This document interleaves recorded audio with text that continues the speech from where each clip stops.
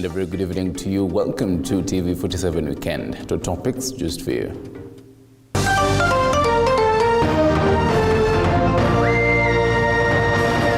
Tonight, President William Ruto insists he will tax Kenyans to prosperity, saying he won't sink Kenya into more debts. Ikiwa hawajaweza kutuletea options ambazo tunaweza kubaliana nazo, basi jumbe zote 47 zitaweza kufungwa. Also tonight, MCAs issue a one-week ultimatum to SRC to implement their proposals on allowances, failure to which they will down the tools. Plus, 37 people dead following Uganda school attack. Armed rebels attack a school in western Uganda, killing more than 30 people, mostly students.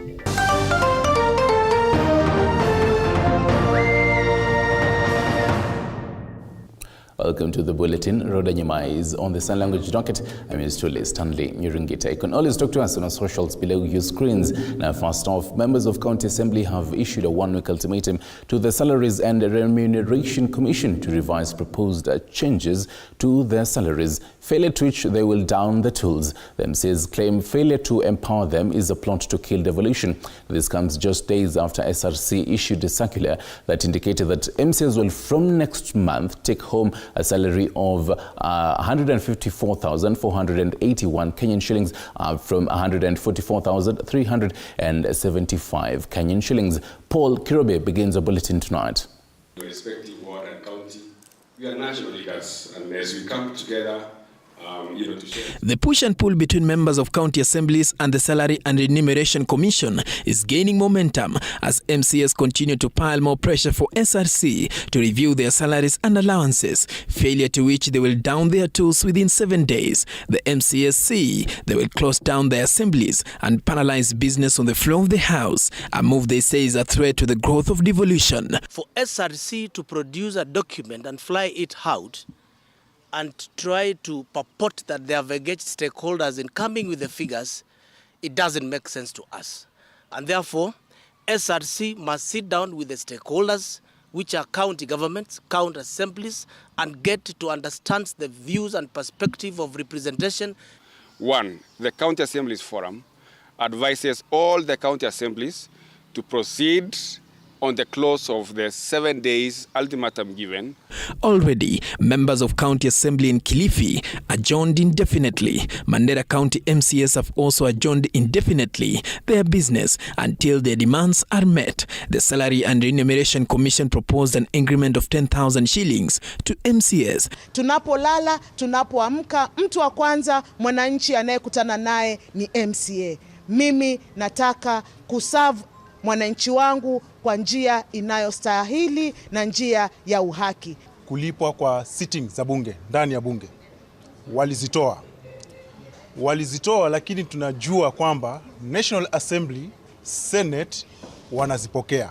The current remuneration for MCAs stands at 144,375 a month, with committee sitting allowance of 62,400. If the proposal by SRC is implemented, the MCAs will take home at least 154,481, up from the current 144,375. County Assembly Speaker's salary was increased to 562 from the current 525 in this financial year, but the amount will rise to 601,674 in the financial year 2024-2025. The situation is getting even worse after senators backed proposals of MCAs to have a salary increment since they play an oversight role. County Assembly Forum would like to extend its sincere gratitude to the Senate for their unwavering support in defending the welfare of members of county assemblies to receive better remuneration. The Senate's commitment to advocate for improved welfare of members is commendable, and we greatly appreciate their role. Members of County Assembly under the County Assembly Forum are on a 2-day retreat to push for their benefits, among other issues. Paul Kirobe, TV47, Nairobi. Right, across the borders, on a sad note, at least 40 students have been killed at a school in western Uganda by rebels linked to the Islamic State group IS. Uganda's Information Minister Chris Baryomunsi says 23 students were attacked with machetes and 17 others burned to death. 8 other people remain in a critical condition after the attack in Rubilihana Secondary School in Mpondwe in western Uganda. Take a look. Residents have gathered near Mpondwe Lubiriha Secondary School in Nyavugando Parish, Karambi Sub-County, Kasese District in utter disbelief as they try to come to terms with the incident that took place at 11:30 p.m. Friday, which has seen at least 37 people lose their lives. We received more 3 casualties. One of the boys was shot in the arm. Then the others were also victims of the attack in the night. So the doctors are doing their best. They are handling. Currently, we are handling 5 victims. According to the spokesperson of the Ministry of Defense in Uganda, Brigadier General Kulaigwe, 5 rebels from the Allied Democratic Forces, ADF, are said to have ambushed the school, hacked and burned the students to death. This is not the first time that the ADF is crossing into Uganda to do that. You remember what happened in Kichwamba. You remember what happened in Toroko. In Toroko, it was interesting. They caught us. They came in the proper time where it was time that the army is always ready. But this one was in a place that we didn't expect, near Mpondwe, very near Mpondwe, and nobody would suspect this. But it's the borders. The borders are so porous. These guys can cross anywhere. The 37 bodies have been transferred to Bwera Mortuary Hospital, while the 8 students who survived the incident continue to receive treatment at the Bwera Government Hospital. This armored tanker parked outside the school paints a picture of the tight security of the Uganda People's Defence Force, UPDF, with investigations on a high. This even as other security personnel combat through the Virunga National Park to try and save the 6 kidnapped students. The militants, who mostly comprise of Muslim Ugandan rebels, are believed to be behind attacks that have led to thousands of people losing their lives in more than 20 years now. May the souls rest in eternal peace. That is a developing story. We'll be updating you as it unfolds. Now, still on a sad note, Tana River MCA Hamisi Eid has died following a grisly road accident at Kanagoni area on the Garsen-Malindi Highway. Hamisi Eid was a first-time elected MCA under the UDA party. Prior to his election, he served as a bodyguard for the Tana River governor. It is alleged that the driver of the car rammed into a stationary lorry, killing the MCA on the spot. The body has been moved to Malindi Mortuary.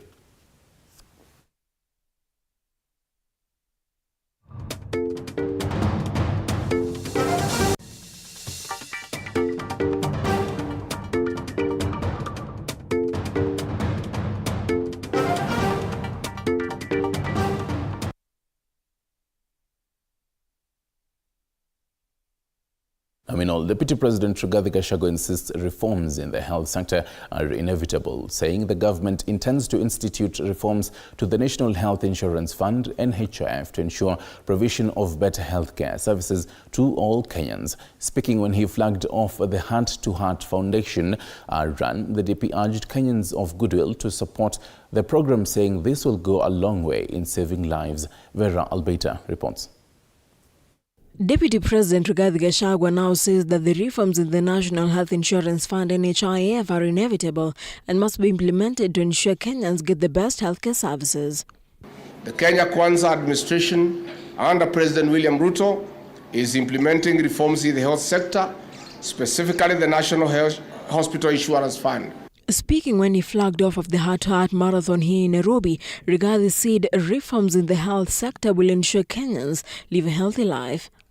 We are determined to increase access to quality health care and reduce the burden of our people, especially the vulnerable.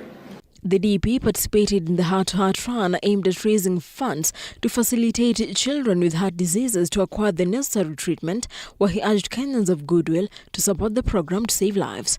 As we celebrate the 30th anniversary of the Heart to Heart Foundation, we recognize that hope has been restored to over 400 beneficiaries and their families.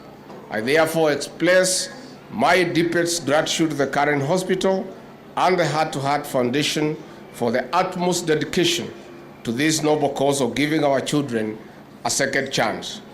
The Heart to Heart run marked its 30th anniversary since its inception in 1993, with the DP urging other health facilities to initiate such programs. The current hospital has led by example. I challenge the other hospitals and medical stakeholders to emulate this initiative, which in the long run will complement the government's effort of providing quality health care to our people. Vera Alberta, TV47, Nairobi. And the Parliamentary Committee on Public Petitions has recommended suspension of National Environment Management Authority NEMA Director General Mamo Boru Mamo of what lawmakers term as failure to address River Athi pollution in Machakos. This as residents threaten to sue a state and demand compensation for lost lives, claiming a good number of residents have died after consuming water from the River Athi. Here is Gideon Yere with the details. Speaking after visiting the polluted river downstream at Mwala, Kitui East Member of Parliament Nimrod Mbai said NEMA Director General has failed to address River Athi pollution menace. What we have seen upstream and from the polluters, and what we've experienced downstream from the consumers, somebody has to take responsibility. And it will be my first recommendation that the Director General NEMA has to be suspended. Yes. This comes following a petition by residents through the area legislator Vincent Musyoka. The legislators have affirmed that public servants in the country need to account for their action and take their responsibilities seriously. Kuna watu wengi wanategemea hii maji, na mimi ningeomba serikali kuu ifanye jambo haraka iwezekanavyo ili tusaidie wananchi wetu. The petitioner has said that a comprehensive data collection to confirm number of cancer-related deaths was long overdue. Musyoka affirmed that after the research, the locals will attach the blame to demand financial compensation for loss of lives. At some point, then now we can get into the data itself. Tuone ni watu wangapi wameaffectiwa na cancer. We can now get into some bit of research. Tuone ni vipi wale ambao pia wamekuwa affected kupitia hii river wanaweza pata compensation. The committee revealed that it had conducted chemical analysis of River Athi waters and revealed shocking results of contaminations with dangerous carcinogenic elements which are harmful to human consumption. Those ones who are concerned, like NEMA and also the Ministry of Water and our government, to take care of what is happening downstream. It's dangerous, it's really very bad, it's really very pathetic. We have seen water which looks like sewer. Gideon Yere, TV47, Nairobi. Right now, the evangelical churches in Kenya have distanced themselves from the Good News International Church and its leader, Pastor Paul Mackenzie, saying the church has never been a part of any of the umbrella bodies. Chairperson Stephen Mutua says Christian churches should not be placed, pardon me, under scrutiny or be condemned simply because of one rogue denomination. Here is Vera Alberta with more. That's good. Religious leaders from the evangelical churches have distanced themselves from controversial Pastor Paul Mackenzie of the Good News Church, saying he was not registered under any religious bodies.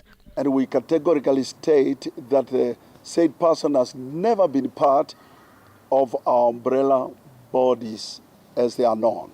Addressing the press in Langata area here in Nairobi, the religious leaders led by Reverend Stephen Mutua said all churches have been victimized and condemned for the mistake of a small percentage of rogue pastors, saying each person should carry his own cross. Tunataka kuanza kwa kusema kanisa haiwezi kulaumiwa na mtu yeyote hawezi kuhujumu kanisa kwa sababu ya mambo yaliyotendeka kupitia yule Paul Mackenzie wa Good News International Church. Meanwhile, today marks the final day of the Phase 3 of the Shakahole exhumation exercise, with the death toll rising to 336 after 10 more bodies were exhumed today. 19 bodies have been identified by families, 93 DNA samples collected, 95 rescued, and a total of 613 reports of missing persons have been received. Vera Albeta, TV47, Nairobi. And President William Ruto has defended the 2023-2024 budget, insisting they need to fund his budget. In what he says, he cannot retreat to borrowing in an already over-borrowed economy. Further, the president insists his government has a robust plan to create employment through housing plan and the ICT sector, which will create over 1 million jobs every year. Elizabeth Mutuku reports.